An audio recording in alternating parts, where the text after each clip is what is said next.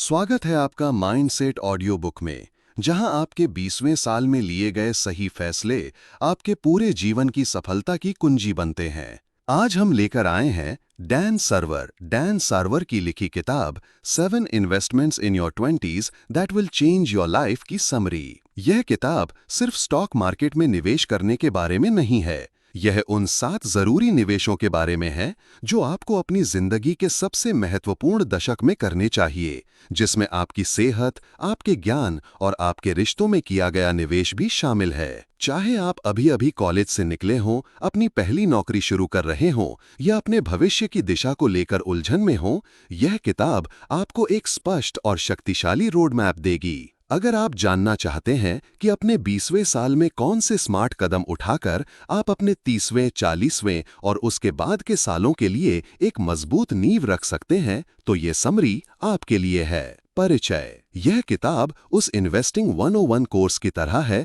जो आपने स्कूल में कभी नहीं पढ़ा था। इसमें आप अलग अलग एसेट क्लास और उनके बीच के फर्क के बारे में जानेंगे। 20 साल की उम्र के आसपास वो समय होता है जब आपको निवेश शुरू कर देना चाहिए। इस समय आपके ऊपर ज्यादा जिम्मेदारियां नहीं होती हैं और आप अपनी सैलरी का एक बड़ा हिस्सा निवेश कर सकते हैं। सबसे जरूरी बात तो ये है कि आप जितनी जल्दी इसकी शुरुआत करेंगे, आपको अपने पैसों को बढ़ाने के लिए उतना ही ज्यादा समय मिलेगा। कंपाउंडिंग इंटरेस्ट का मतलब होता है अपनी कमाई को फिर से निवेश करना और सालों तक उसे बढ़ते रहने देना। अगर आप इन 7 निवेशों में निवेश करेंगे तो आपको ज्यादा रिटर्न मिलेंगे, जिसे आप अपने काम करने के समय में कंपाउंड कर सकते हैं और उम्र बढ़ने के बाद उसे एंजॉय कर सकते हैं।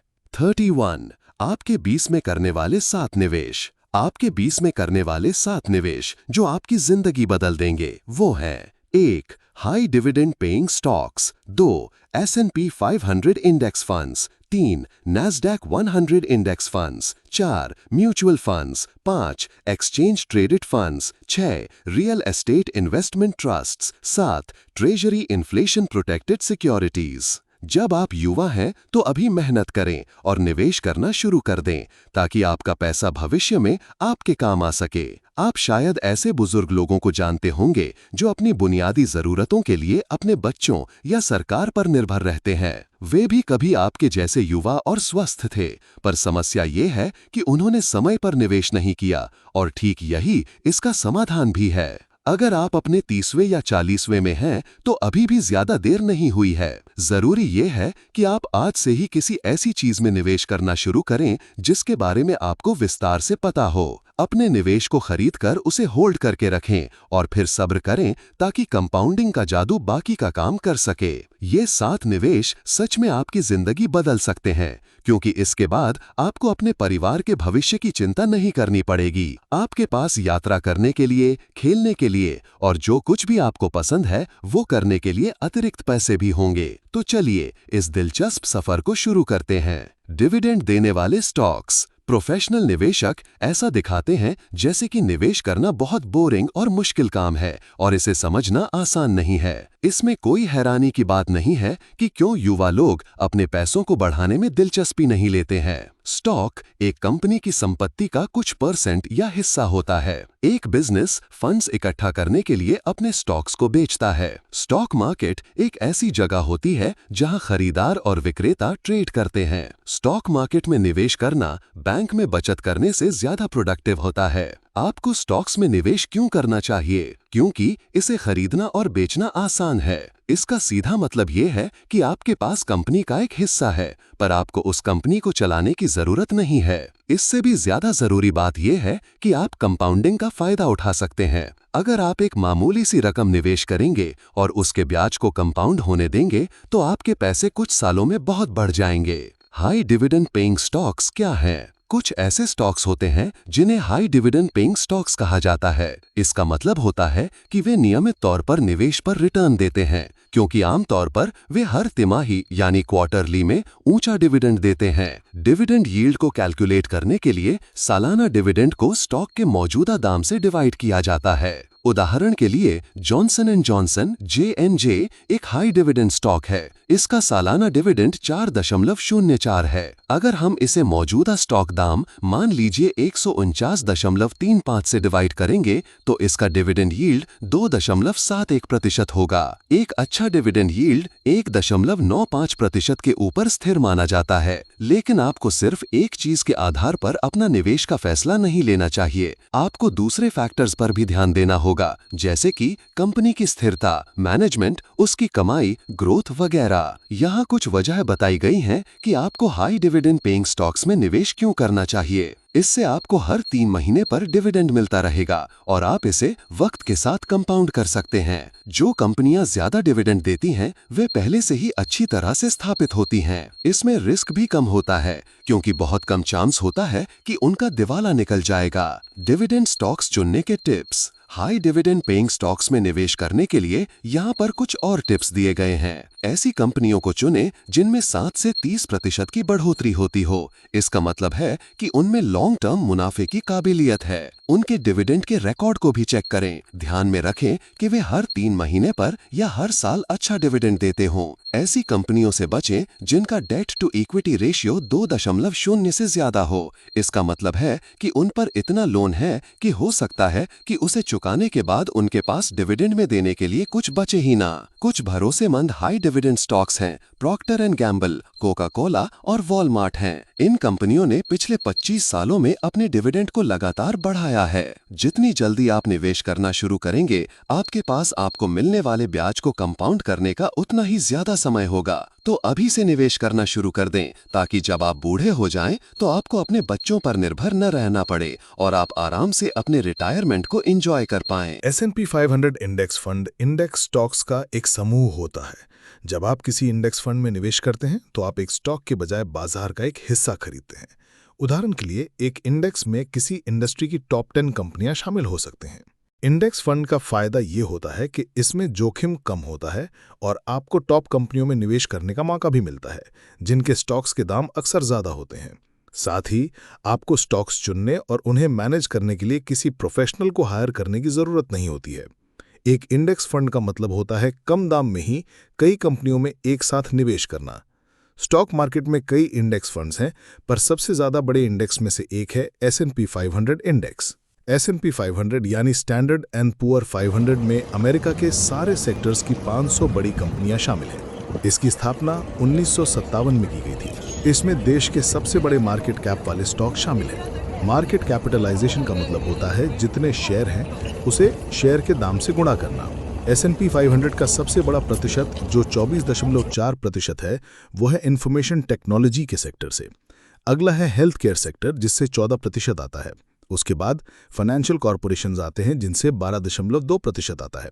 इसके टॉप 10 स्टॉक्स हैं एप्पल, माइक्रोसॉफ्ट, अमेजॉन, मेटा यानी Facebook, Berkshire Hathaway, JP Morgan, Alphabet, Google, Johnson and Johnson और वीजा।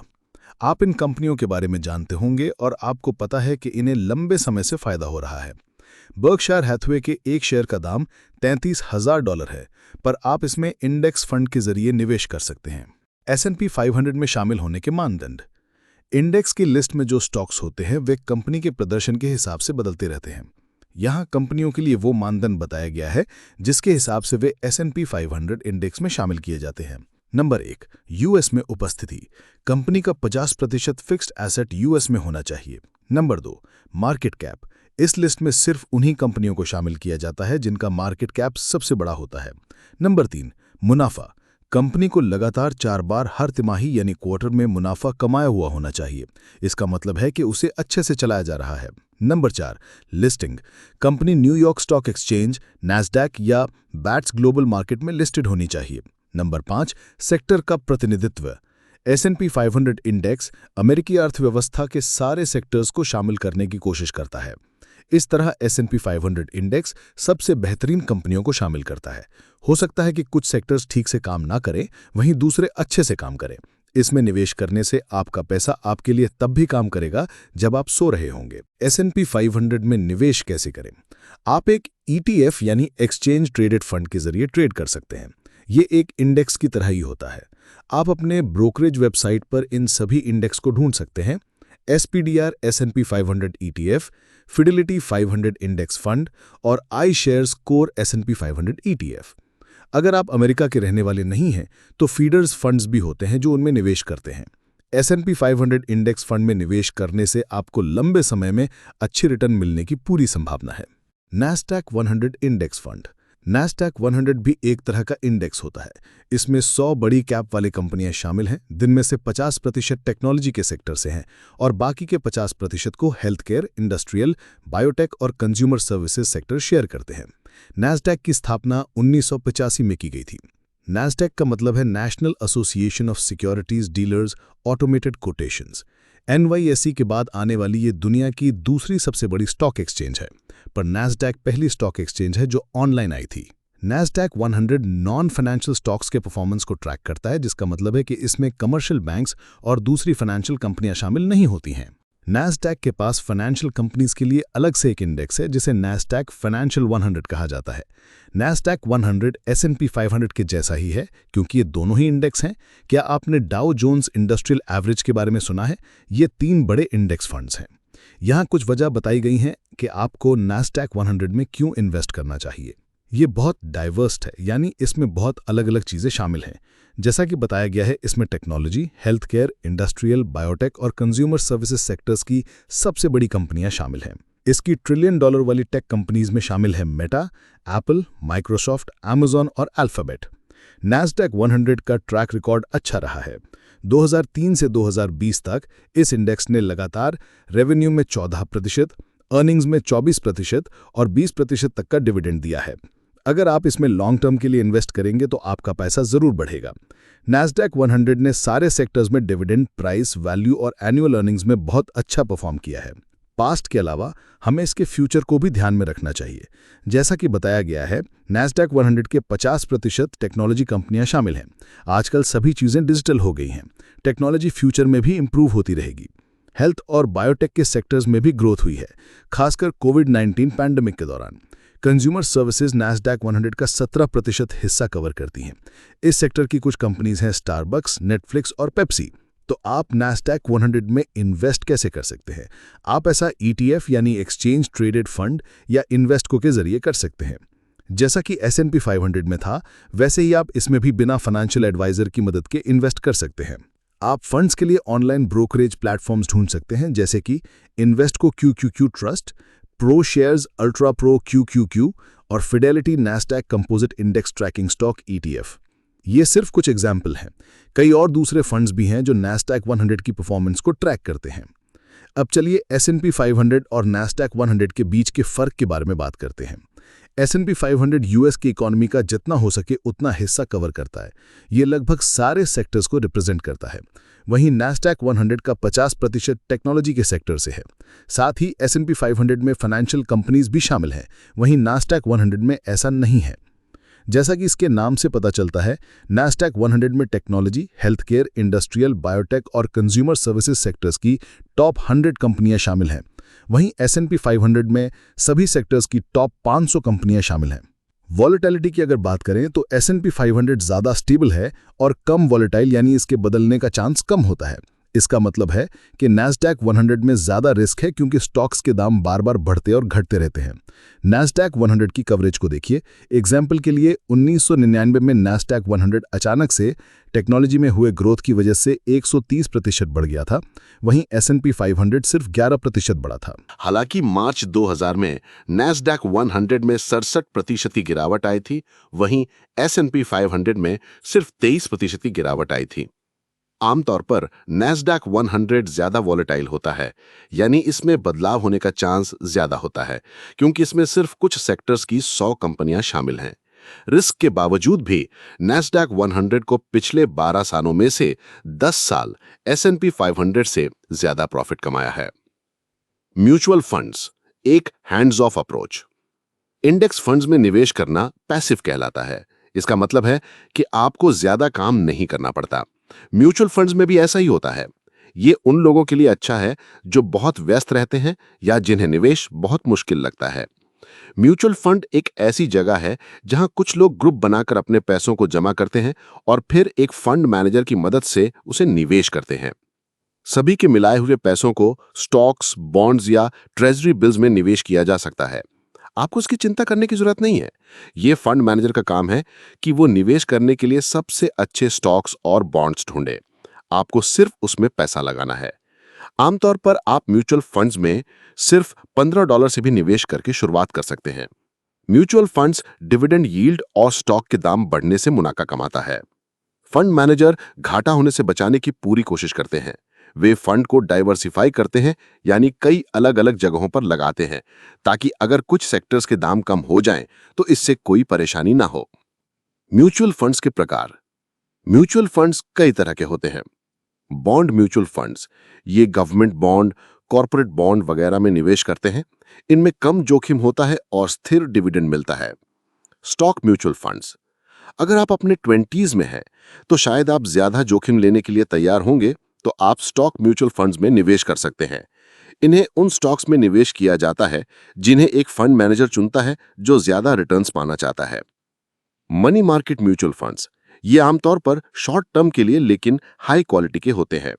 बॉन्ड म्यूचुअल फंड्स की तरह ही ये स्थिर होते हैं। मल्टी एसेट म्यूचुअल फंड्स, इसमें पहले जो बताए गए हैं वे सारे टाइप के म्यूचुअल फंड्स शामिल होते हैं। उदाहरण के लिए हो सकता है कि एक multi asset mutual fund 70% stocks, 20% bonds और 10% ट्रेजरी बिल से बना हो। म्यूचुअल फंड्स कैसे चुनें? यहाँ कुछ फैक्टर्स बताए गए हैं जिनका ध्यान आपको किसी भी म्यूचुअल फंड में निवेश करने से पहले रखना चाहिए। देखें कि वो शॉर्ट टर्म के लिए है या लॉन्ग टर्म के लिए। उससे जुड़े रिस्क के बारे में पता करें, उसके नंबर्स को देखें और इस बात को पक्का करें कि वो स्थिर मुनाफा दे रहा हो। एक्सपेंस रेशियो पर भी ध्यान दें। इसका मतलब उस फीस से है जो आप फंड मैनेजर को देते हैं। ऐसे फंड मैनेजर को ढूंढे जो ज्यादा फीस ना लेता हो। एग्जिट लोड का मतलब उन पैसों से है जो आप अपनी कमाई में से निकालते समय देते हैं। कम एग्जिट लोड होने का मतलब है कि आप अपने ज्यादातर पैसों को निवेश करते रहेंगे। म्यूचुअल फंड्स के फायदे। डाइवर्सिफिकेशन के अलावा म्यूचुअल फंड्स के कुछ और फायदे भी हैं। रेगुलर अपडेट, फंड मैनेजर हर 3 महीने, 6 महीने या साल भर आपको रेगुलर अपडेट देता रहेगा। बेचना आसान, म्यूचुअल फंड्स को बेचना बहुत आसान है। वे कुछ दिनों के अंदर ही बेचे जा सकते हैं। मैनेज करना आसान, हर 3 महीने में इसके लिए कुछ घंटे निकालना इन्हें खुद सफलतापूर्वक मैनेज करने के लिए काफी है। आपके बैंक या ब्रोकरेज वेबसाइट के पास म्यूचुअल फंड्स की अपनी खुद की लिस्ट होती है। आप उनमें थोड़े पैसे निवेश कर सकते हैं, फिर उन पैसों को बढ़ाएं और ब्याज को सालों तक कंपाउंड होने दें। Exchange traded fund ETF. ETF mutual funds और क्लोज एंड फंड्स का कॉम्बिनेशन होता है। जब आप एक ईटीएफ खरीदते हैं तो आप किसी एक कंपनी में निवेश नहीं करते, बल्कि कई 100 कंपनियों में निवेश करते हैं। हो सकता है कि इसे स्टॉक्स, बॉन्ड्स या दूसरी चीजों में निवेश किया गया हो। ईटीएफ किसी अंडरलाइंग इंडेक्स को भी ट्रैक कर सकता है, इसलिए आपको बहुत ज्यादा डाइवर्सिफिकेशन मिलता है। ईटीएफ को खरीदना और बेचना भी आसान होता है। ईटीएफ और म्यूचुअल फंड्स में फर्क। इंडेक्स को ईटीएफ या म्यूचुअल फंड्स के जैसे ट्रेड किया जा सकता है। दोनों ही डाइवर्सिफिकेशन का फायदा देते हैं। तो ईटीएफ और म्यूचुअल फंड्स के बीच में फर्क क्या है? ट्रेडिंग। ईटीएफ को स्टॉक मार्केट में दिन के दौरान स्टॉक की तरह ही खरीदा और बेचा जाता है। वहीं म्यूचुअल फंड्स का दाम दिन में सिर्फ एक बार मार्केट बंद होने के बाद तय किया जाता है। मैनेजमेंट और फीस। ईटीएफ को अक्सर फंड मैनेजर की जरूरत नहीं होती, क्योंकि वे सिर्फ एक इंडेक्स को ट्रैक करते हैं, इसलिए इसमें आपका खर्चा कम होगा। वहीं म्यूचुअल फंड्स को एक मैनेजर मॉनिटर करता है, इसलिए उनकी फीस ज्यादा होती है। अवेलेबिलिटी। ईटीएफ को ऑनलाइन ब्रोकरेज प्लेटफॉर्म्स के जरिए कहीं भी ट्रेड किया जा सकता है। आप विदेशी ईटीएफ को भी खरीद और बेच सकते हैं। वहीं म्यूचुअल फंड्स सिर्फ वहीं उपलब्ध होते हैं जिस देश में उनकी स्थापना की गई होती है।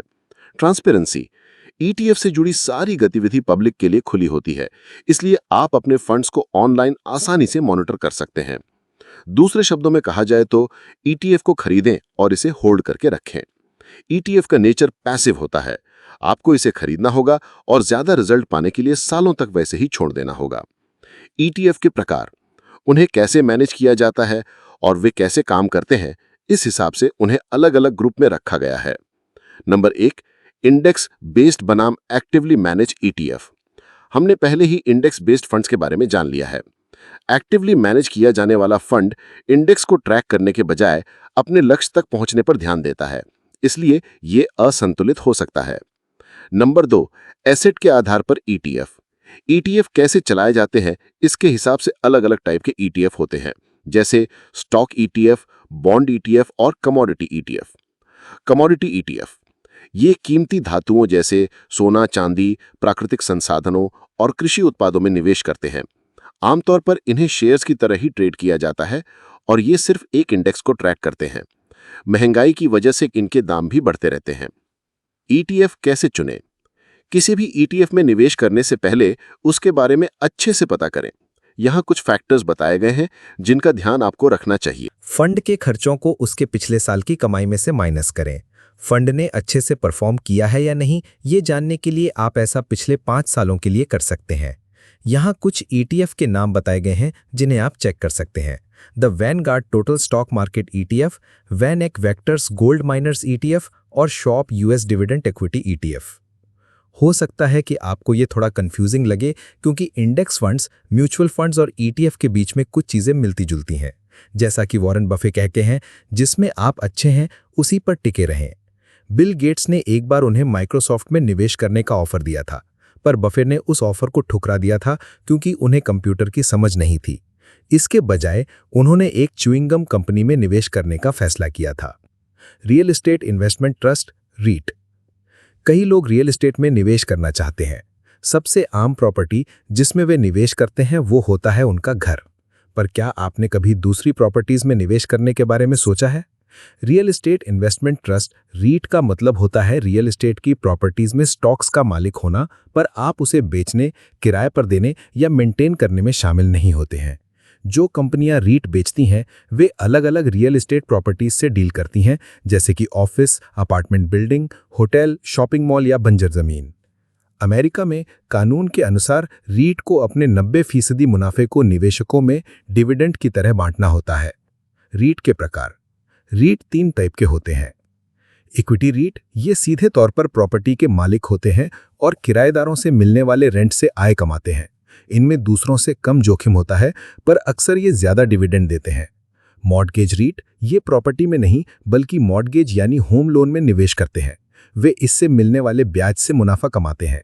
हालांकि इसमें जोखिम ज्यादा होता है क्योंकि हो सकता है कि जिन लोगों ने कर्ज लिया है वे उसे चुका ना पाएं।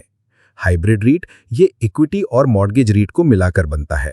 वे उस समय के सबसे अच्छे विकल्प को चुनते हैं। इसमें जोखिम बहुत कम होता है क्योंकि हाइब्रिड रीट विविध होता है।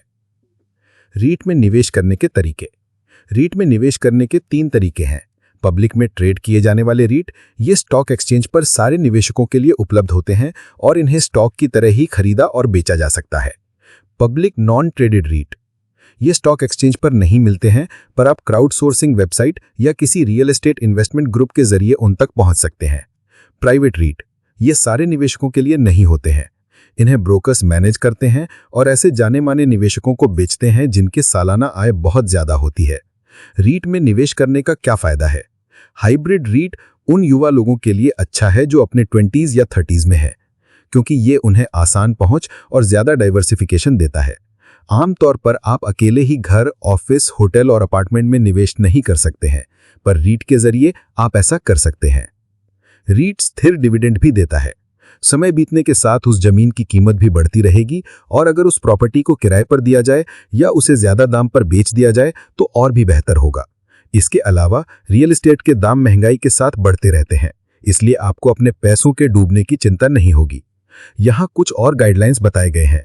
रीट में निवेश करने से पहले अपने देश में रीट पर लगने वाले टैक्स के बारे में पता करें। याद रखें कि ज्यादा रिवॉर्ड का मतलब ज्यादा जोखिम भी लेना होगा। कोई भी फैसला लेने से पहले अच्छे से सब कुछ जान लें। आखिरी फैसला आपके हाथ में ही होगा, ना कि आपके ब्रोकर, फंड मैनेजर या फाइनेंशियल एडवाइजर के हाथ में। आपको अपने चुने हुए ऑनलाइन ब्रोकरेज प्लेटफॉर्म पर रीट मिल सकते हैं और आप YouTube वीडियो से उसे खरीदने का स्टेप बाय स्टेप प्रोसेस सीख सकते हैं। Treasury inflation protected securities tips. Tax के अलावा सरकार को ट्रेजरी सिक्योरिटीज से भी फंड मिलता है। इसमें निवेशक सरकार को पैसे उधार देते हैं और एक समय के बाद उन्हें ये ब्याज के साथ वापस मिलता है। इसकी मैच्योरिटी डेट तब होती है जब जितने पैसे आपने लगाए थे, प्रिंसिपल अमाउंट, वो आपको पूरी तरह वापस मिल जाए। उससे पहले आपको ट्रेजरी सिक्योरिटी के टाइप के हिसाब से ब्याज मिलता रहता है। ट्रेजरी सिक्योरिटीज के प्रकार। ट्रेजरी बिल्स, ये 1 साल के अंदर मैच्योर हो जाते हैं। इसमें आप बिल के मूल्य से डिस्काउंटेड रेट पर भुगतान करते हैं। उदाहरण के लिए मान लीजिए आपने $1000 का ट्रेजरी बिल $900 में खरीदा, तो 1 साल बाद आपको $1000 वापस मिलेंगे। ट्रेजरी नोट्स, ये 10 साल के अंदर मैच्योर होते हैं। इसका एक निश्चित ब्याज दर होता है जो हर 6 महीने पर दिया जाता है। मैच्योरिटी डेट आने पर आपको आपका प्रिंसिपल अमाउंट वापस मिल जाएगा। ट्रेजरी बॉन्ड्स, ये 30 साल के अंदर मैच्योर होते हैं।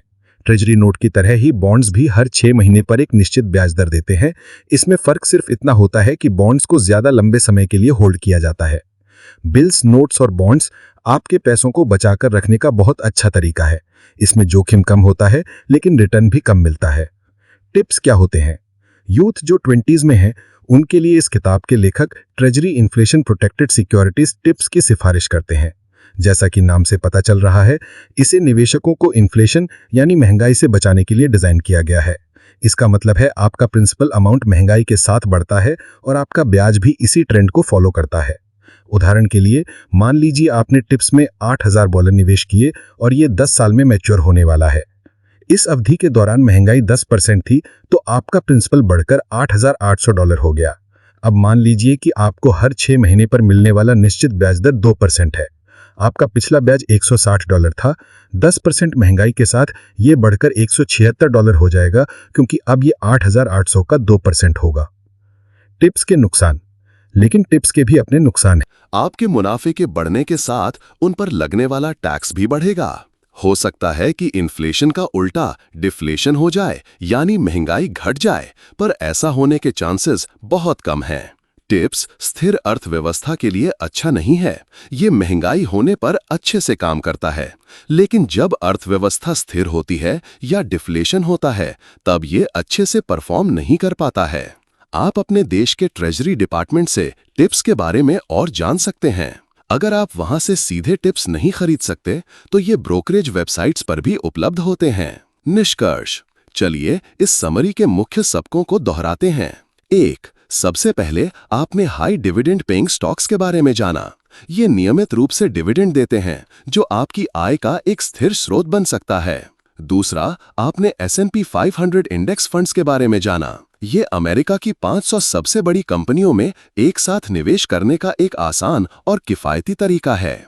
तीसरा, आपने नैस्डैक 100 इंडेक्स फंड्स के बारे में जाना। ये अमेरिका की टॉप 100 गैर वित्तीय कंपनियों में निवेश करता है, जिनमें से ज्यादातर टेक्नोलॉजी सेक्टर से हैं। चौथा, आपने म्यूचुअल फंड्स के बारे में जाना। इसमें एक फंड मैनेजर आपके पैसों को अलग अलग जगहों पर निवेश करता है, जो इसे शुरुआती लोगों के लिए एक आसान विकल्प बनाता है। पांचवां, आपने एक्सचेंज ट्रेडेड फंड्स ETFs के बारे में जाना। ये म्यूचुअल फंड की तरह ही विविध होते हैं, लेकिन इन्हें स्टॉक की तरह दिन में कभी भी खरीदा और बेचा जा सकता है। छठा, आपने real estate investment trust REITs के बारे में जाना। ये आपको बिना कोई प्रॉपर्टी खरीदे रियल एस्टेट के एक बड़े पोर्टफोलियो में निवेश करने का मौका देता है। सातवां, आपने treasury inflation protected securities tips के बारे में जाना। ये सरकारी बॉन्ड्स हैं जिनका मूल्य महंगाई के साथ बढ़ता है, जो आपके पैसे को सुरक्षित रखता है। लेखक के हिसाब से ये वो 7 निवेश हैं जिन्हें अगर आप अपने 20s में करते हैं